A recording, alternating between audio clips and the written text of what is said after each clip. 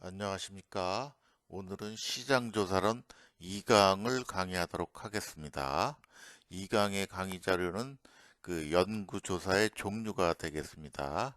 그런데 미리 양해의 말씀을 좀 드리겠습니다.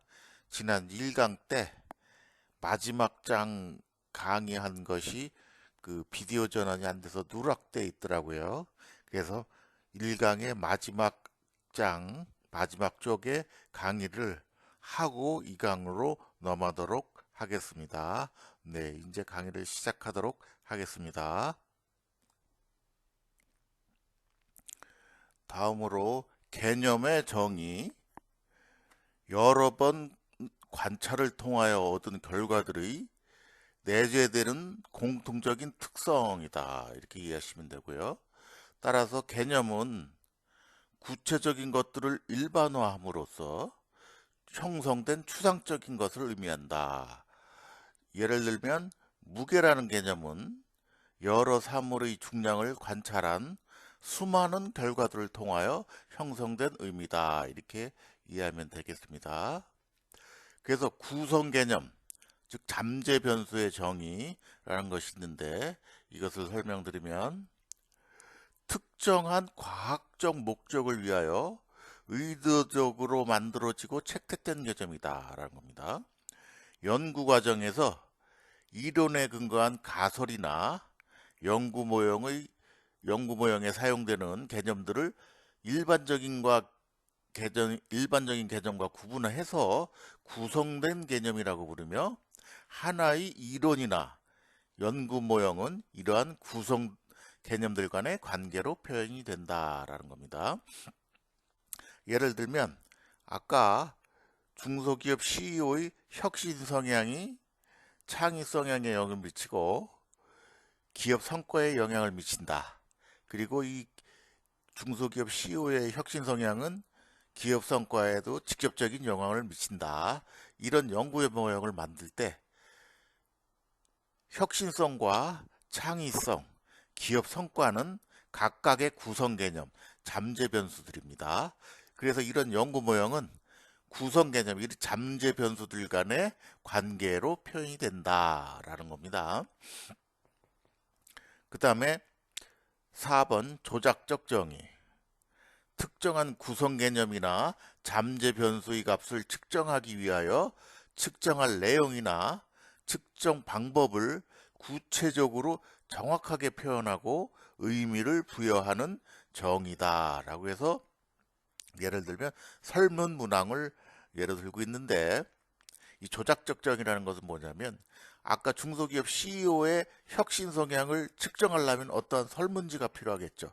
설문 문항이 필요할 겁니다. 한 서너 개의 설문 문항이 만들어지는데 이 설문 문항이 조작적 정의한 설문 문장이다 라고 이해하시면 돼요.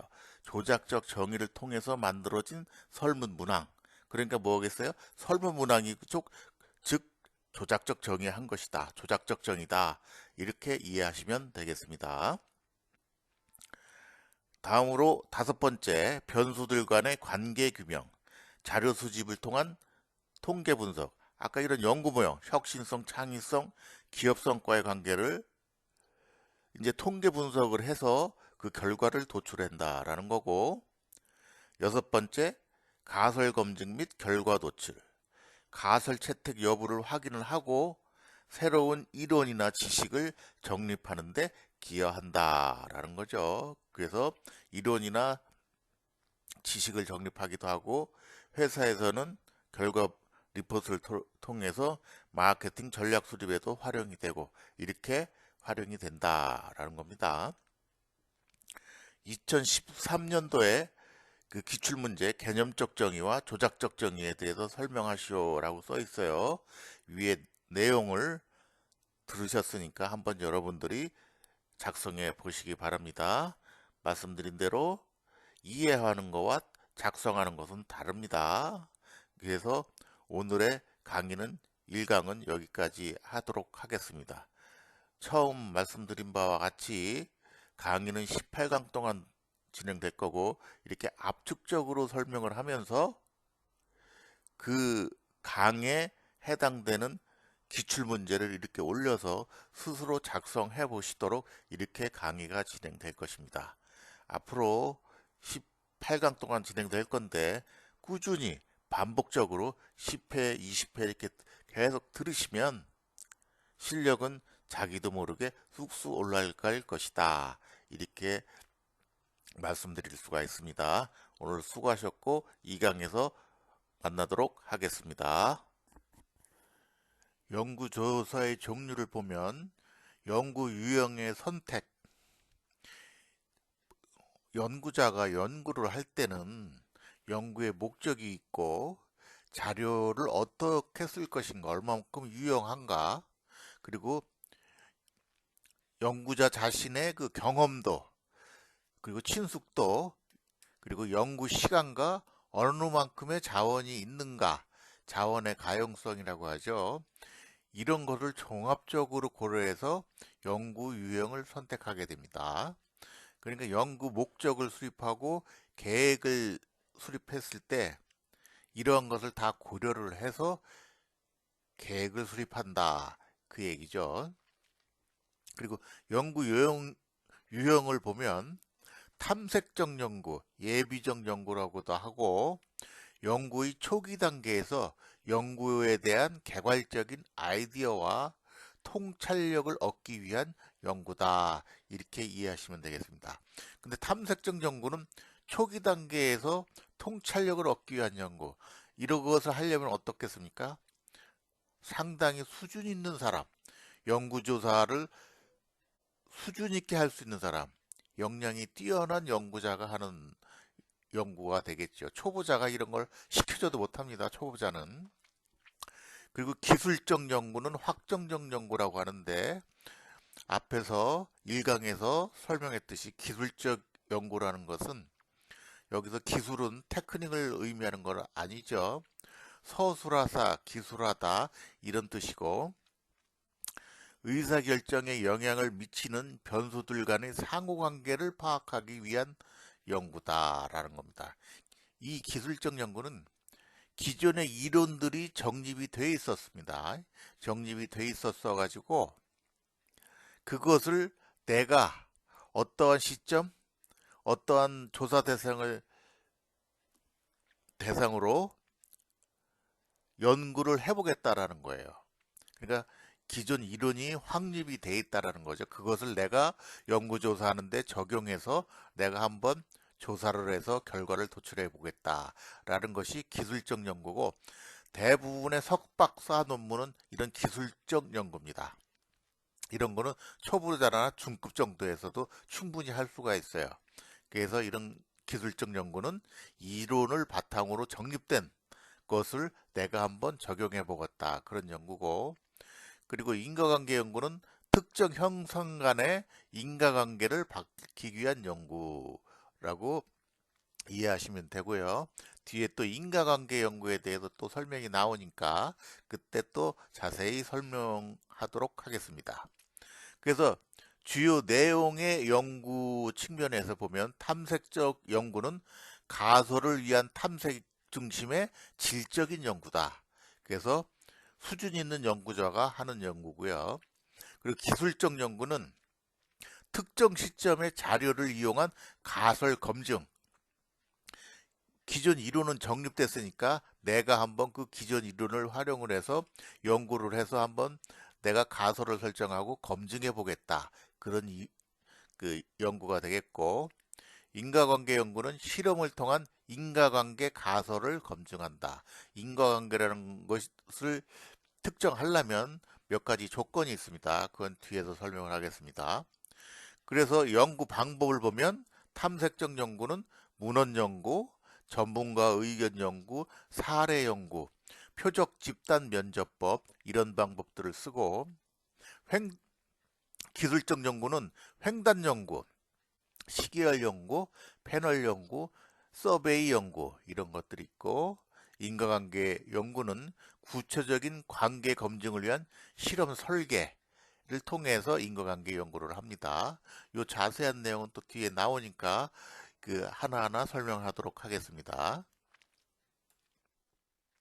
그래서 질문의 구조 측면에서 보면 탐색적 연구는 질적인 정보 중심입니다. 질적인 정보라는 것, 질적이라는 것은 양적이라는 것이 아니라는 거죠. 즉 주로 인터뷰나 이런 방법을 통해서 연구자가 메모 형식으로 기술해 나갑니다. 연구 노트를 써가면서 기술해 나가죠. 서술해 나갑니다. 그래가지고 비구조화된 질문을 쓰거나 비공식화된 양식으로 연구를 하고 가설이 없기 때문에 시행착오 연구를 진행한다. 시행착오를 겪으면서 체계화 시켜 나가는 것입니다. 그러면서 이제 어떠한 이론을 정립하기 단계까지 가기 위해서 시행착오를 막 겪게 되죠. 그런 것이 탐색적 연구고, 기술적 연구는 이론이 체계화됐으니까 계량적인 정보, 양적 연구, 계량적인 정보 중심이고 구조화된 질문지가 있습니다. 왜? 이론이 정립되어 있으니까 거기에 맞는 구조화된 질문지가 있어요. 질문지라는 것은 뭐겠습니까? 설문지가 되겠죠. 그 다음에 공식화된 양식이 있고 통계적 분석을 전제로 한다. 통계적 분석이 가능하다라는 거죠. 그리고 인과관계 연구도 계량 정보 중심이다. 그리고 정밀하게 관찰을 하고 시간적 흐름에 따른 원인과 결과를 분석한다. 시간의 흐름에 따라 원인과 결과를 분석한다. 인과관계에서 관계 연구에서 아주 중요한 것입니다. 원인이 있어야지 그거에 대한 결과가 발생하겠죠. 원인이 항상 선행하겠죠. 그거를 말하고 있습니다. 그리고 연구 결과 측면에서 보면 탐색적 연구는 가설 탐색에 활용하고 일반화에는 아직 한계가 있다. 아직 이론적으로 정립이 안 됐으니까 일반화에는 아직 한계가 있다라는 거고, 기술적 연구는 통계적 분석 방법에 의해서 객관성을 확보할 수 있고 가설 검증 및 명확한 가설에 기초한 문제 해결 방안을 제시할 수 있고 도출해낼 수 있다라는 거죠. 이론이 정립되어 있으니까 거기에 이제 적용을 해서 결과를 도출해낼 수 있고 그거를 현장에서 또는 연구자가 활용할 수 있다라는 거고 그거에 대해서 의미를 도출해낼 수 있다라는 거죠. 그리고 인과관계 연구도 연구 결과 측면에서 구체적 대안들에 대한 인과 구조적 테스트 결과를 제시하고 의사결정 대안들에 대한 효과 분석 결과를 제시한다라는 거죠. 인과 구조적 테스트 결과를 제시한다. 원인과 결과라고 했죠. 선행 원인이 발생하고 나중에 결과가 나타나면 그 결과를 제시를 하면서 이제 과학적인 연구 분석을 하게 된다. 그런 뜻입니다. 그래서 이제 탐색적 연구의 정의에 대해서부터 더 구체적으로 들어가게 되면 연구의 초기 단계에서 연구에 대한 아이디어와 통찰력을 얻기 위하여 수행하는 연구 방법이다. 라고 탐색적 연구는 앞에서 설명했죠. 탐색적 연구는 이런 것이다. 이렇게. 그다음에 탐색적 연구의 의의는 예부 연구의 성격으로서 의사결정 문제들보다 풍성하게 파악하여 관련 변수를 찾아내고 이를 바탕으로 문제 분석을 위한 명확한 가설 설정에 활용한다라는 거죠. 즉 뭐라고 말씀드렸죠? 진짜 이런 거를 하려면 수준 있는 연구자만이 할 수 있는 겁니다. 탐색적 연구의 목적은 현재의 문제점과 앞으로의 기회를 파악하고 의사결정에 유용한 변수를 찾아내고 이들 간의 관계에 대한 예비 지식을 획득하기 위해서다. 또 다양한 문제와 기회들 간의 우선순위를 파악하고 연구 문제를 보다 명확하게 규명하기 위한 것이다. 라는 거죠. 탐색적 연구의 종류를 보면 문헌 연구, 이거는 책이라든가 잡지라든가 기존의 논문이라든가 이런 걸 보고서 자료를 추출해내는 거죠. 주로 2차 자료 연구에 해당해 되는 거겠죠. 그 다음에 전문가 의견 연구. 그 분야의 전문가가 있습니다. 이분들에 대한 인터뷰라든가 조언을 구해서 이것을 활용을 한다. 그래서 인터뷰 방식을 많이 활용하고요. 이거에서는 그래서 문헌 연구의 보조적인 방법으로 사용된다. 이렇게 이해하시면 돼요. 그리고 사례 연구는 연구자들이 현재 증명하고 있는 사안과 유사한 사례를 찾아서 분석하고 연구한다라는 거죠. 문제에 관련된 변수들 간의 관계를 명확히 규명하는 데 효과적이다라는 겁니다. 사례와 문제 발생 상황에 대한 면밀한 검토와 분석이 필요하고, 문헌 연구가 일반적 성격의 연구인 반면에 사례 연구는 구체적인 성격의 연구이다라는 겁니다. 사례 연구는 굉장히 자세하게 해야 되기 때문에 사실 이거 쉽지 않습니다. 시간도 오래 걸려요. 이런 거는. 그 다음에 표적 집단 면접법은 전문 지식을 보유한 연구자가 소수의 응답자 집단을 대상으로 특정한 주제에 대해서 자유로운 토론을 벌여서 필요한 정보를 획득하는 방법이다라는 거고요. 토론 주제 제시 및 면접 집단을 통제하며 토론을 진행할 사회자가 필요하다. 그래서 전문가의 의견을 연구하고 해당 분야의 전문 지식을 가진 사람을 대상으로 하는 반면에 표적 집단 면접법은 표적 소비자 집단이 되는 일반인을 대상으로 한다라는 거죠. 전문가는 전문 지식을 가지고 있는 사람을 대상으로 하지만 표적 집단 면접법은 일반인을 대상으로 한다라는 거고요. 그 다음에 기술적 연구라는 것은 의사결정에 영향을 미치는 변수들 상호 간의 관계를 파악하고 상황 변화에 따른 응답자의 반응 변화를 분석하여 예측하는데 사용하는 연구 방법이다 라는 거죠. 그래서 이론이 정립된 거를 적용하고 그것을 적용한 결과를 분석해서 활용하기 위해서, 또 그 활용한다는 것은 예측하거나 또 이제 어떠한 전략을 수립하는데 활용하기 위해서 한다라는 겁니다. 그래서 기술적 연구의 목적은 사회 현상에 대한 상황 파악과 특정 사건의 발생 빈도를 조사 연구하고 사회 현상을 설명하는 변수들 간의 상호 관계를 파악을 하고 상황 변화에 따라 변화는 특정한 변수 값을 예측한다라는 거죠. 상황 변화에 따라 변화는 특정한 변수 값을 예측을 한다. 회귀 분석이 예측 기능이 있거든요. 그 회귀 분석의 그런 기능을 얘기하고 있는 겁니다. 그래서 기술적인 연구에서 회귀 분석이라는 것이 나중에 배우는데 그런 것을 많이 활용을 하게 돼요. 그래서 기술적 연구의 특성을 보면 연구하고자 하는 사회 현상과 문제에 대한 충분한 이해를 바탕으로 연구 목적을 명확히 설정하고 난 후에 실시한다. 탐색적 연구보다 많은 사전 지식이 필요하다라는 거죠. 그래서 이 이론이 정립되어 있으니까 이론에 대한 논문이라든가 자료들이 많이 있겠죠. 이거에 대한 확실한 선행 연구에 대한 그 사전 지식이 필요하다. 내가 습득하고 있어야 된다라는 거죠. 그래서 석박사 논문에 보면 대개 이런 기술적 연구이기 때문에 선행 연구를 쫙 제시를 하고 있어요. 그런 것을 얘기를 하고 있는 겁니다. 기술적 연구의 종류를 보면 횡단 연구가 있습니다. 횡단 연구는 특정 시점에서 연구를 하는 거예요. 그래서 가장 보편적으로 사용하는 연구 방법으로서 여러 연구 대상을 정해진 한 시점에서 연구하는 분석 방법이다. 상이한 특성을 가진 집단들을 측정한 값들을 서로 비교해서 그 차이를 분석하고 규명하는 연구다. 비교적 큰 규모의 표본을 연구할 경우에 사용한다라는 거고요.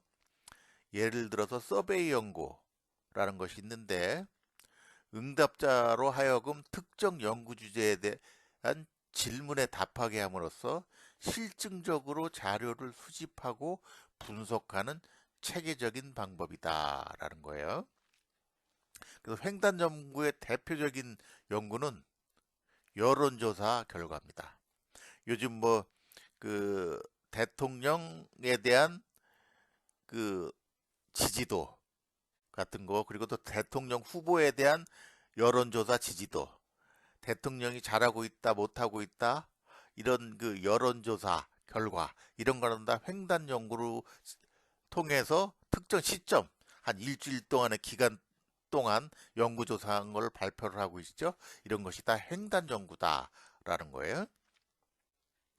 그 다음에 시계열 연구는 종단 연구라고 하는데, 정해진 연구 대상에 관한 특정한 변수값을 여러 시점에 걸쳐 연구하여 변수값의 변화와 그 발생 요인을 분석하는 방법이다라는 거예요. 그래서 시간의 변화에 따른 주가 지수 및 환율 변동을 측정한다든가, 이런 것이 시간을 지남에 따라서 그 변수들이 어떻게 바뀌는 건지, 그런 것을 분석하는 방법이에요.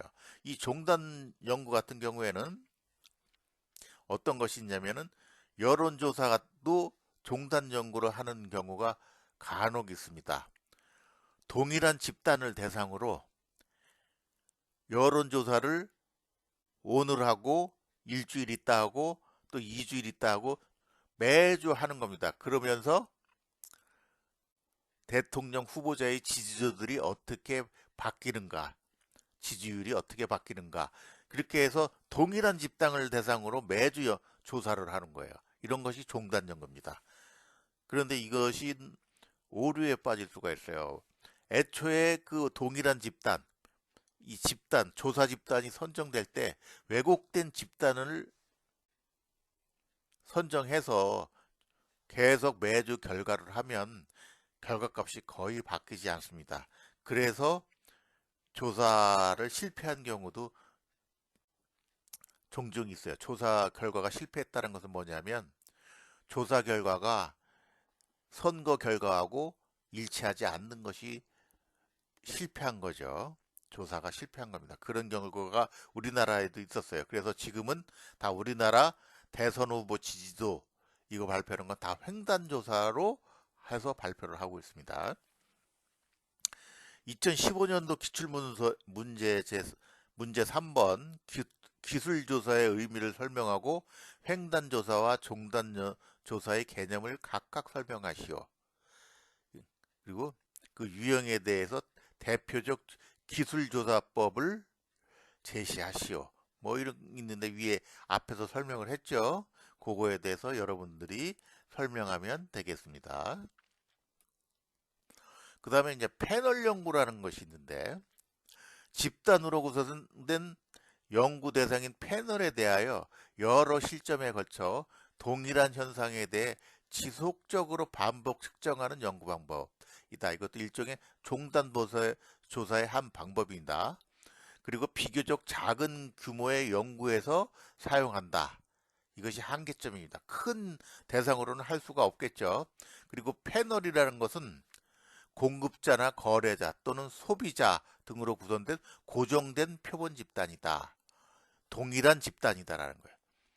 한번 선정된 그 집단은 바뀌지가 않아요. 그렇지만 매주 조사를 한다든가 이렇게 한다라는 거죠.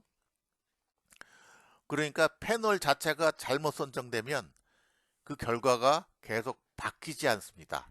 매주 변화가 없어요. 우리나라 정당 지지도도 되게 비슷하죠. 안 바뀌는 경우가 많이 있죠. 자기가 지지하는 정당을 안 바꾸는 사람이, 고정층이 여당이나 야당이나 한 30%가 된다라는 거 아니에요? 그거를 얘기하는 겁니다.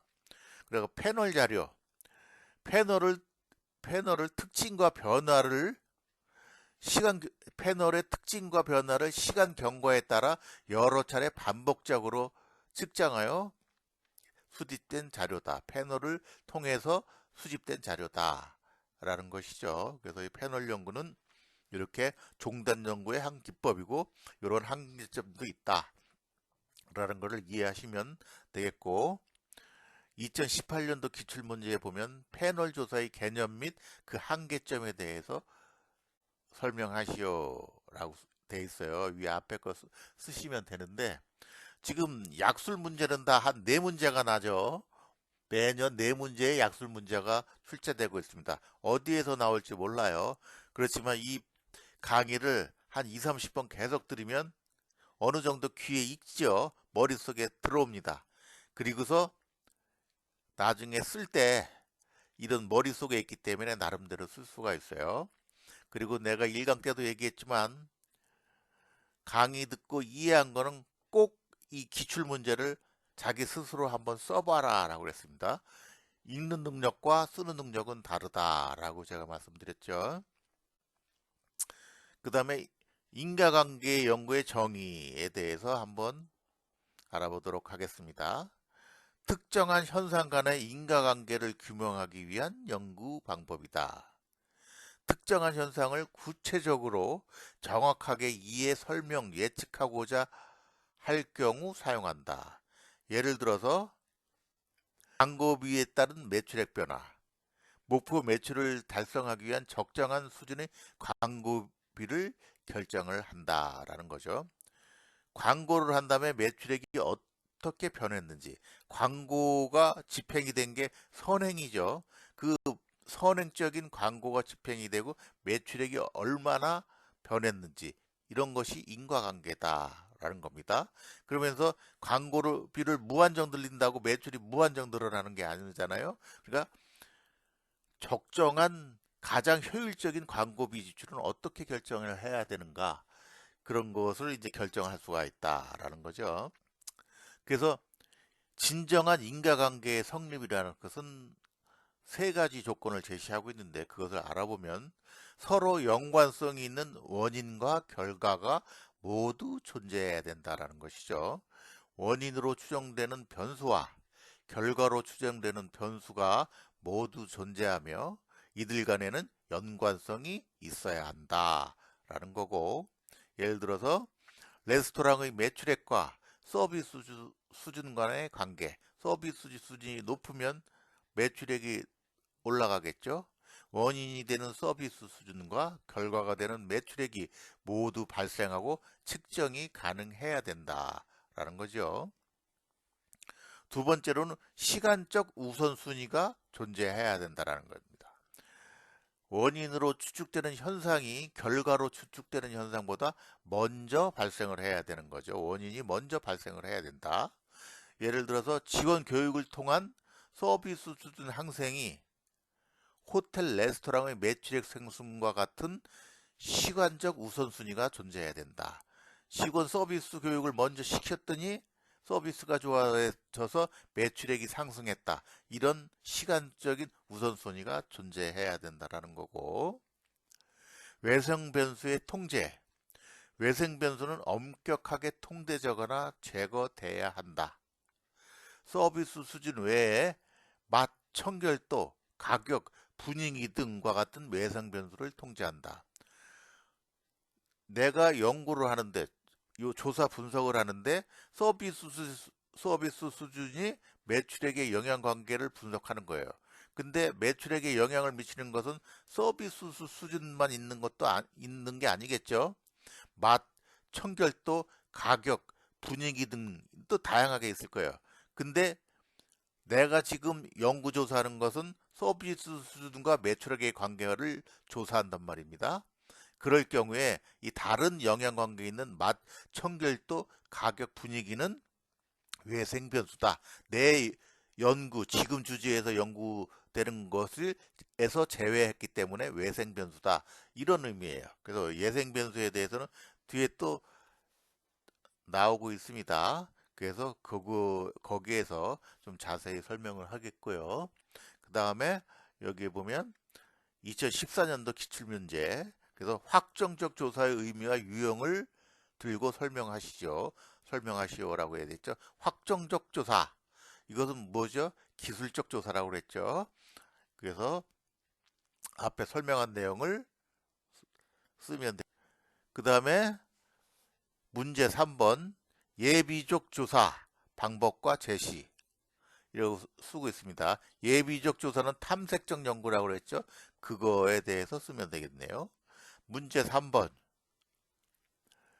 인과관계를 과학적으로 인정하기 위해 필요한 세 가지 조건을 설명하죠. 세 가지 조건, 성립 조건. 앞에 설명했죠. 그거를 하면 되고, 2015년도 기출문제 여기에 보면 또 맨 밑에 보면 인과관계의 성립조건 세 가지를 쓰시오 이렇게 됐어요. 이거는 동일한 문제가 또 출제됐네요. 그죠?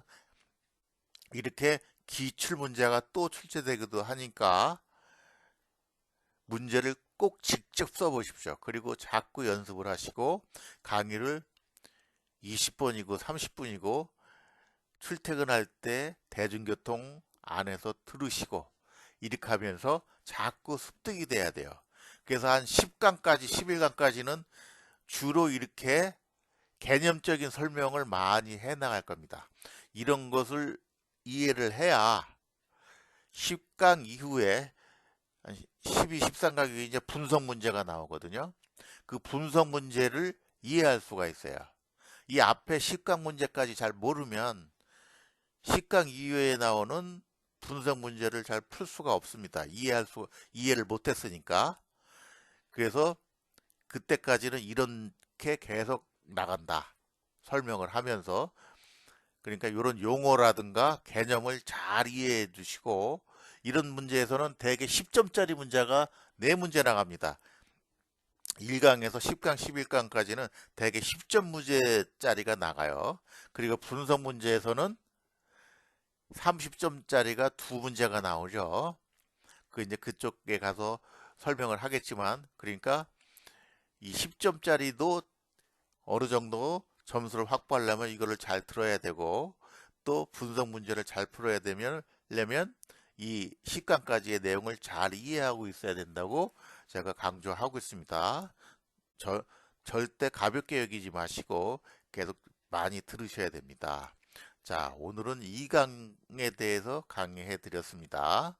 다음에는 3강에 대해서 만나기로 하고 오늘은 이만 강의를 끝내도록 하겠습니다. 예, 수고하셨습니다.